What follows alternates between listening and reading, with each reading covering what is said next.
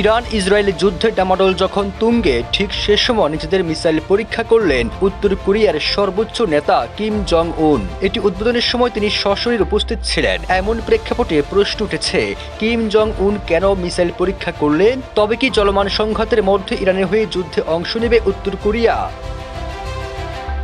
4 March উত্তর কোরিয়ার পশ্চিমাঞ্চলে ন্যাম্পো শিপইয়ার্ডে হিয়ন যুদ্ধজাহাজ থেকে এই ক্ষেপণাস্ত্র উৎক্ষেপণ করা হয়। এ সময় কিম জং উন সশরীরে উপস্থিত ছিলেন এবং বলেছেন, আমাদের নৌবাহিনী পারমাণবিক অস্ত্র গ্রহণের ক্ষেত্রে অগ্রগতি করছে, পানির উপর এবং নিচ থেকে আক্রমণের সক্ষমতা অর্জন করবে। নৌবাহিনীকে পারমাণবিক অস্ত্রে সজ্জিত করার কাজ সন্তোষজনক অগ্রগতি দেখাচ্ছে বলেও জানান তিনি।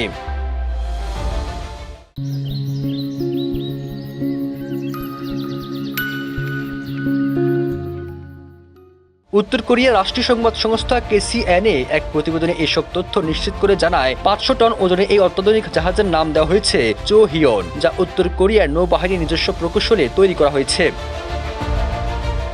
পরমাণু ইস্যুতে পরোক্ষ আলোচনার মধ্যে গত 28 ফেব্রুয়ারি ইরানের সামরিক আগ্রাসন শুরু করে ইসরায়েল ও যুক্তরাষ্ট্র। এতে চীন ও রাশিয়া সহ বিশ্বের বহু দেশ এই সংঘাতের নিন্দা জানিয়েছে। প্রতিক্রিয়া জানিয়েছিল উত্তর কোরিয়াও। দেশটি জানায়, যুক্তরাষ্ট্র ইসরায়েলের আগ্রাসী যুদ্ধ কোনো অবস্থায় গ্রহণযোগ্য নয়। সবুজ আলম, নিউজ ডেস্ক, ইত্তেফাক।